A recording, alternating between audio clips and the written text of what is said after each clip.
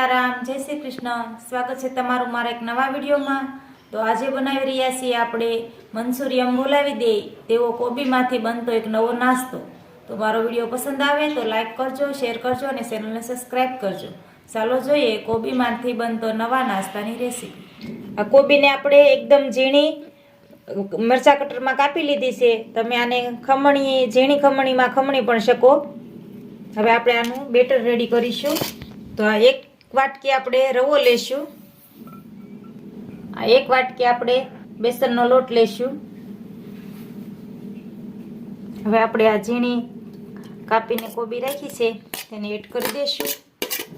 હવે આપણે એમાં ખાટું દહીં 2 ચમચા લેશું। આપણે આને મિક્સ કરી લઈશું। થોડું થોડું આપણે પાણી એડ કરતા જઈશું અને મિક્સ કરી લઈશું। આ રીતનું બેટર આપણે રાખવાનું છે। હવે આપણે આને 10 મિનિટ માટે પલળવા દઈશું। હવે આપણે ચટણી બનાવી લઈશું।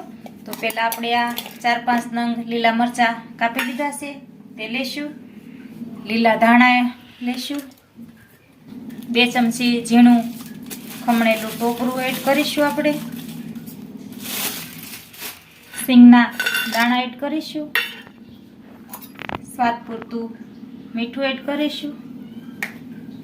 ખાટા મીઠા સ્વાદ માટે 1 ચમચી ખાંડ એડ કરીશું,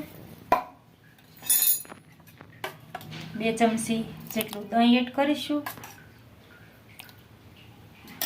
હવે આ બધું જ આપણે મિક્સરમાં પીસી લેશું। 10 મિનિટ થઈ ગઈ છે। હવે આપણે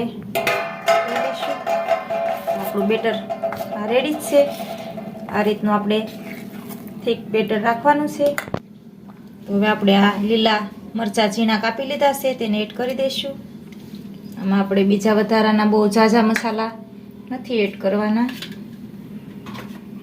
ચપટી હળદર એડ કરી દઈશું, હિંગ એડ કરી દઈશું, 1 ચમચી ધાણા જીરું પાવડર, સ્વાદ પૂરતું મીઠું એડ કરીશું, 2 ચમચી ખાંડ એડ કરીશું ખાટા મીઠા સ્વાદ માટે। અને ખાંડ ન નાખો તો પણ ચાલે। હવે આપણે આ બધું મિક્સ કરી લઈશું। હવે આપણે 1 ચમચી ખાવાનો સોડા એડ કરીશું, અડધી ચમચી ખાવાનો સોડા એડ કરીશું। આપણે આ રીતની પ્લેટ લેશું, તેમાં આપણે તેલ લગાવી લઈશું। હવે આપણે જે આ બેટર રેડી કર્યું છે તેને આપણે તેમાં આ રીતે ફેલાવી દઈશું। આ રીતનું આપણે ઢોકળિયું લીધું છે, તેમાં આપણે પાણી ગરમ કરી રાખ્યું છે। હવે આપણે આ પ્લેટને તેમાં આ રીતે રાખી દઈશું। આ રીતે આપણે ઢાંકણને ઢાંકી દઈશું। આપણે આ જે ઢાંકણાની માથે કોટનનો રૂમાલ બાંધી લીધો છે, એટલે જે આપણે વરાળનું પાણી આપણા બેટરમાં ભળે નહીં તે માટે। હવે 10 થી 15 મિનિટ માટે આપણે આને ચડવા દઈશું। 10 થી 15 મિનિટ થઈ ગઈ છે। હવે આપણે જોઈ લઈશું। તો તમે જોઈ શકો છો આપણો નાસ્તો એકદમ સરસ બની ગયો છે, રેડી। આ રીતે આપણે ચેક કરી લઈશું। સરસ એકદમ ચડી ગયો છે। હવે આપણે એને નીચે ઉતારી લઈશું। થોડી વાર માટે આપણે આને ઠંડો થવા દઈશું। હવે આપણે આને કટ લગાવી લઈશું। આ રીતે આપણે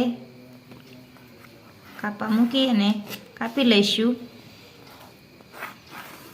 આપણને જે સાઈઝમાં પસંદ હોય તે સાઈઝમાં આપણે આને કટ લગાવી શકીએ। અત્યારે આપણે ચોરસ કટ લગાવીશું અને ચોરસ કાપા મૂકીશું।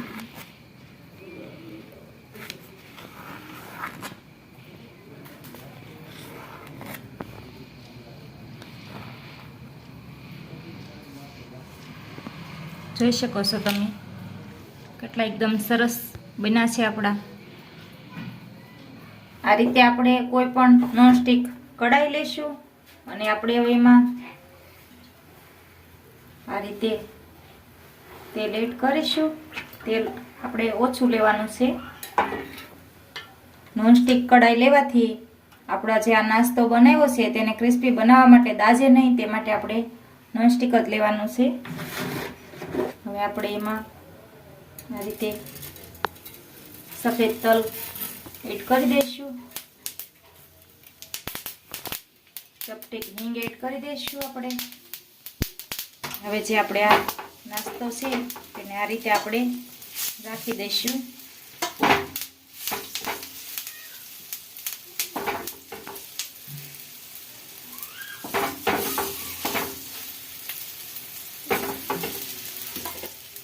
બધા પીસીસને આ રીતે આપણે રાખી દેવાના છે.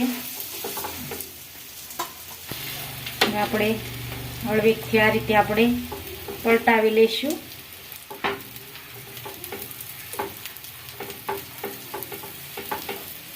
આ રીતે એકદમ સરસ ક્રિસ્પી બની જાય. બધી સાઈઝ આ રીતે પલટાવતું રહેવાનું છે. તમે જોઈ શકો છો તલ પણ સરસ આપણા નાસ્તામાં સેટ થઈ ગયા છે.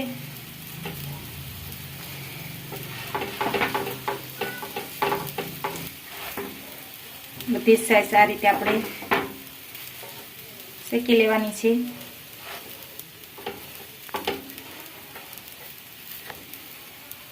એકદમ ક્રિસ્પી અને સરસ બની ગયો છે. આપણે એને એક પ્લેટમાં આ રીતે લઈ લઈશું.